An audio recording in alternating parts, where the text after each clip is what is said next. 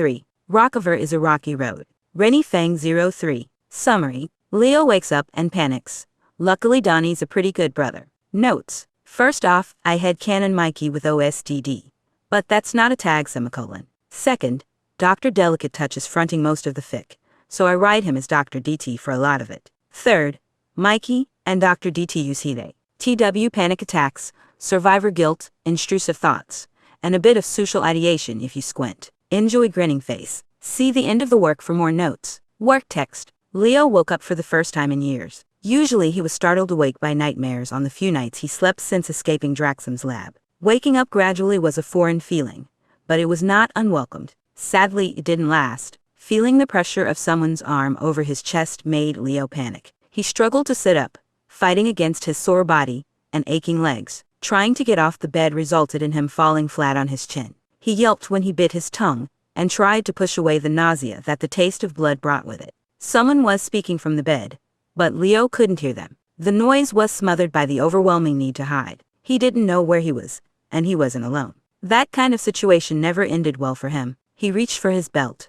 feeling for his sword when he realized it wasn't on him. Neither was his cape. Fuck, he was exposed. Anyone could see him. Not only was he a fairly recent Battle Nexus champion, but he also happened to be a very distinctive lime green turtle that was known for his fighting skills. He was also fairly sure Draxum and/or Big Mama had placed a bounty on his head after disappearing without so much as a fight. A coward's way out, whispered the voice in his head. A survivor's way out, hissed back another one that sounded suspiciously like his youngest brother. Leo hadn't realized he was sitting still until someone's hand touched his shoulder. He wasn't a Battle Nexus champion for nothing.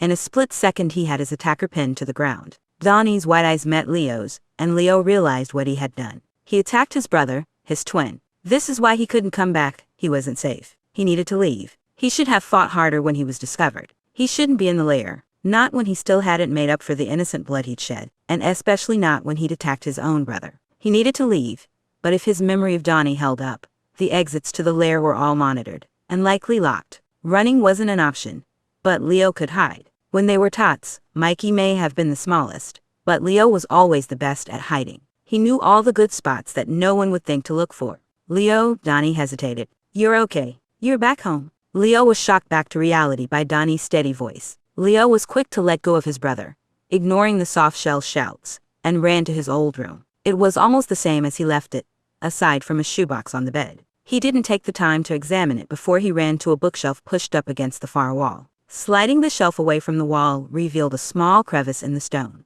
Leo crouched down and made himself as small as possible as he climbed inside the stone hole. It was a tight squeeze, but he fit. At least something went right for him. He slid the shelf back against the wall and closed his eyes in the blissful darkness. Maybe you'll rot back here like you should have done in Draxum's lab. The thought was harsh and sudden. Shut up, Leo whispered into the darkness. Barely any noise left his mouth, and speaking made his throat burn. If you fought like this against Draxum, you could have saved all those people you killed in the arena. Leo shook his head. No, he tried. He tried to fight Draxum, but all it ended up with was a cracked shell, crushed throat, and chronic pain. He survived. That's what counted, right? Wasn't it a good thing that he stayed alive? He made it back home, only to nearly hurt Donnie, and go hide behind his shelves where he knew no one would find him. If you left sooner, you wouldn't be such a burden on them. Draxum would have searched for him. He couldn't portal at first, so even if he made it back to the lair, he would have probably been found. If you left, you wouldn't have been known in the arena. You wouldn't have to worry about anyone recognizing you.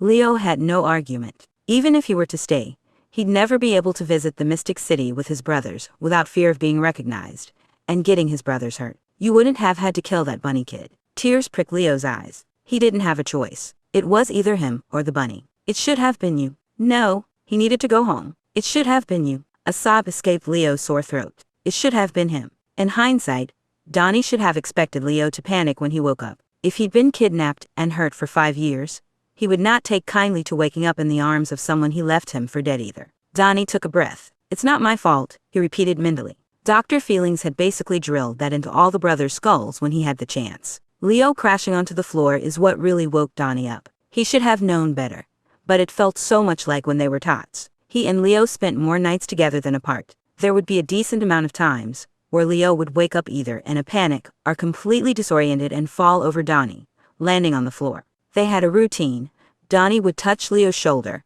and if Leo shrugged him off, touch was off limits. Most nights Leo would turn around and hug Donnie. They would stay like that until they either fell back asleep or Raph got them for breakfast. Naturally, Donnie gently laid a hand on Leo's shoulder. Before he could get a word out, he was suddenly on his back with Leo kneeling on his plastron.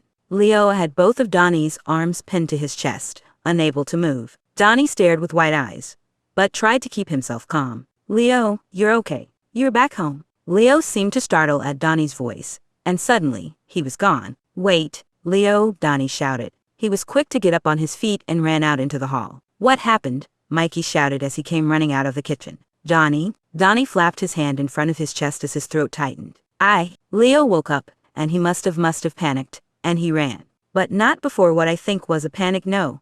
It was definitely a panic attack. But he ran and I don't know what I did. Mikey gently cradled Donnie's hands. Hey, it's not your fault. You know that, right? I know, Donnie shouted. He immediately slapped his hands over his mouth before they started shaking. He flapped them again, a little more violently than was probably necessary. But I couldn't do anything. He ran and I watched him leave. Do you know what Dr. Feelings would say?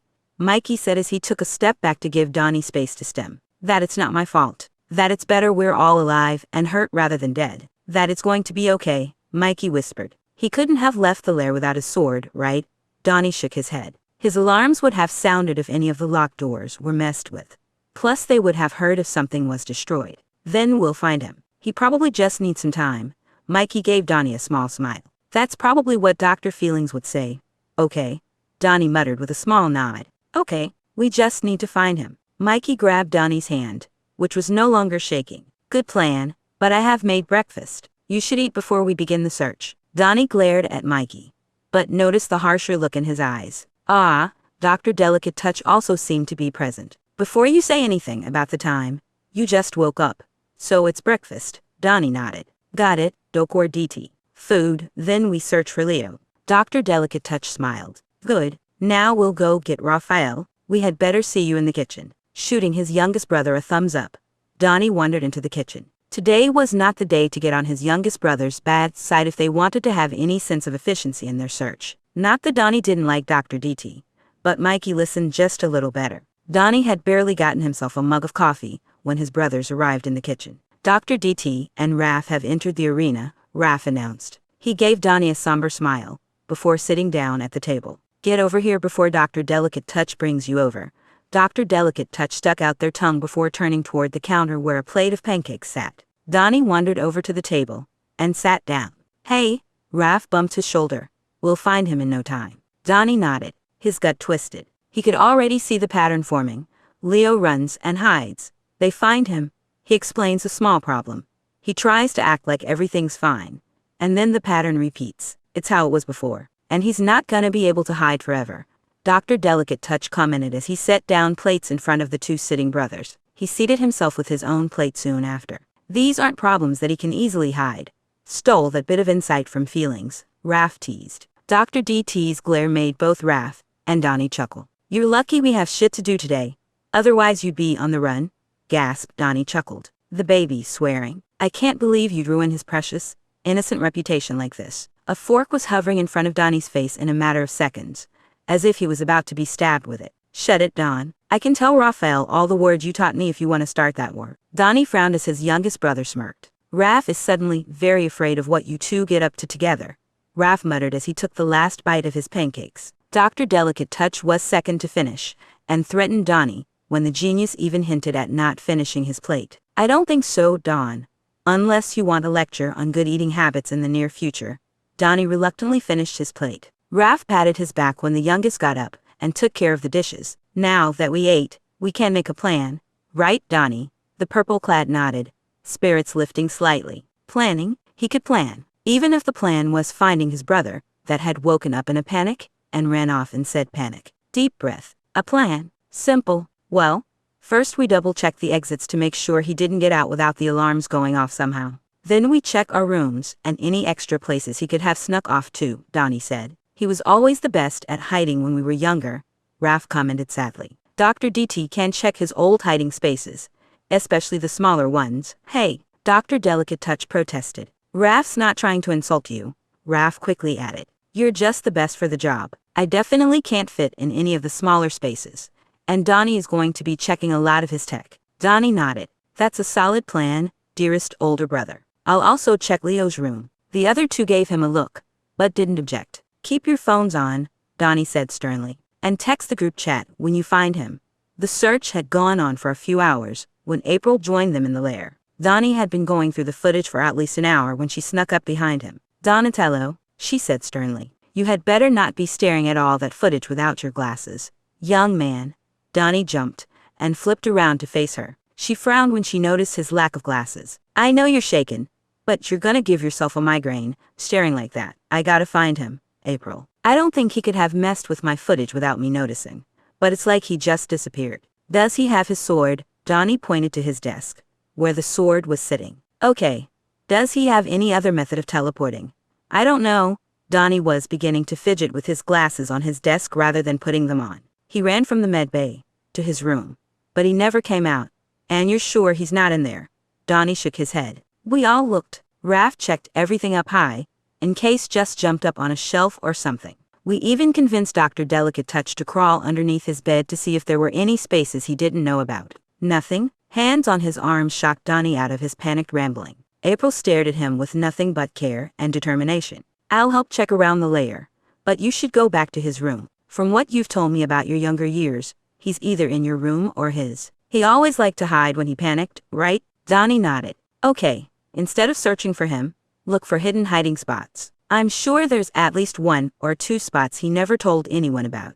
You've just gotta find them. Donnie nodded again, though he was a bit confused. Thanks, April. I'll check his room again. April beamed. I believe in you, Donnie. Now, I'm gonna go wrangle Dr. DT and Raph to see if we can find anything else. Donnie was silent as he walked into Leo's room. Look for a hiding spot. He could do that. Probably. Under the bed was obvious, and had already been cleared. Nothing else really had an under that would fit someone Leo's size. Behind, Donnie wasn't sure Leo would climb up on something to hide, but he'd check after if he couldn't find anything behind any of the furniture in the room. Behind the bed was nothing that couldn't be seen from underneath, but Donnie checked just in case. He kneeled on the mattress, careful to not jostle the shoebox. Nothing. Standing up, Donnie peered at the shoebox again. It hadn't seemed to be touched since their last birthday. The crudely drawn card Donnie made sat on top of the pile of papers inside the box. The drawing was supposed to be him and Leo holding hands, but his drawing skills were abysmal, especially when compared to Mikey's.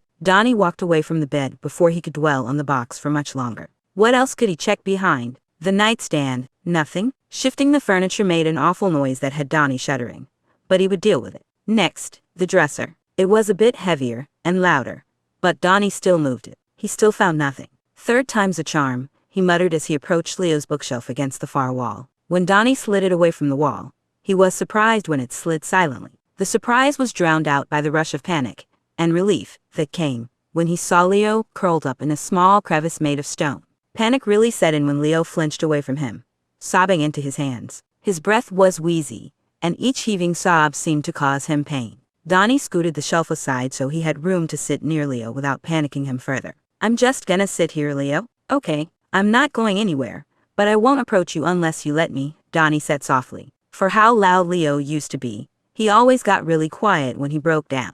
Leo stared at him with a shaking gaze for what felt like forever before he scooted out of the stone crevice a little. This pattern continued for a while. Leo would stare at Donnie before inching out of the crevice bit by bit. His sobs had eventually calmed down, leaving his arms free to fold over his neck. Donnie frowned. Is your neck cold? Leo shook his head. Donnie didn't want to pry, but if Leo was uncomfortable, and Donnie could do something about it, he wanted to try. Why? He hesitated. He wasn't sure how to ask what was on his mind. Why are you so intent on covering your neck, blunt as always? Leo just curled into himself further. He shook his head. An unsettling realization dawned on Donnie. Can you talk? Leo hesitated before shaking his head again. At all. A shake of the head again. And you're not just nonverbal, a shake. A shiver ran down Donnie's spine. Do you like keeping your neck covered? A small nod. Donnie sighed. He could work with that. Would you be okay with our brothers coming in with food and a scarf? Leo remained still. You can say no. Leo gently shook his head. Okay, I'll text them to leave some food and a scarf right outside the door. Leo shook his head again. No food, another shake. Okay, I'll have them just bring water and a scarf then. Leo didn't respond, hiding his face in his arms. Donnie pulled out his phone and texted the group chat. Dawn Tun, found Leo? Could someone bring a water bottle and a scarf to his door? He doesn't want to be around anyone right now. Doctor, don't fuck with me, DT. On it. Mikey fixed his old cape into a scarf, so we'll bring that. Dawn Tun, thanks, little bro. Doctor, don't fuck with me, DT. Donnie smiled at the screen. At least Dr. Delicate Touch was being cooperative today. Dr. DT is bringing your old cape and a water bottle. I'll grab them when they knock, Donnie explained. They say Mikey used your cape to make a scarf, so it's not as bulky, I'm assuming. Leo looked up with a shaky smile. He flinched when there was a quick knock at the door. Donnie was quick to get up and grab the water and scarf. Dr. DT was sitting outside with a surprisingly soft smile. Tell him Mikey misses him and says hi, he whispered before leaving. Donnie chuckled when he sat back down. Leo had scooted the rest of the way out of the crevice, but still curled into himself against the bookshelf. He cocked his head in silent question. I think Dr. DT is going soft. He said Mikey says hi, and here's some water, and your scarf? Donnie smiled as he held out the items. Leo was quick to grab the scarf and tug it on before grabbing the water. He was quick, but Donnie still caught sight of his scarred neck. He'd been choked, strangled probably. There was no way Donnie could deny it, so he tried not to dwell on it. Relief washed through him as Leo took a drink of the water. Thanks, Donnie, he whispered roughly. He coughed a little before drinking more water. Donnie startled. I thought you couldn't speak. Leo pinched his fingers together next to his eye. A little, Donnie translated. Leo nodded. Oh, I'm assuming it hurts. Leo frowned and nodded again. He took one last drink of water, emptying the water bottle. He glanced toward the door and back to Donnie. He reached into the crevice and pulled out an old-looking journal. He flipped the back and scribbled something on the page before flipping it toward Donnie. What time is it? Donnie pulled out his phone. 4 p.m. Leo frowned and yawned. He glared at the ground before scribbling something down again. Aren't you usually asleep? Donnie frowned. He wasn't all that surprised that Leo thought they were still on their old sleeping schedule, but it didn't make him feel any better. No, we actually tried to sleep during the mornings, so we're awake when April gets off school. Leo cocked his head. Oh, April's our human friend. She's... Donnie trailed off, suddenly feeling a lack of words. She actually found me that night. Leo frowned. He scribbled something on his notepad before flipping it toward Donnie. School? Oh, it's a human thing. It's a place where a bunch of human teens go to learn. I've snuck in a few times to help April with some of her work. She seems to hate it, but I think it's amazing. Leo gave him a small smile. Dork, he muttered. Oi, don't talk if it hurts, dummy. Leo stuck his tongue out at his twin. I should teach you sign language.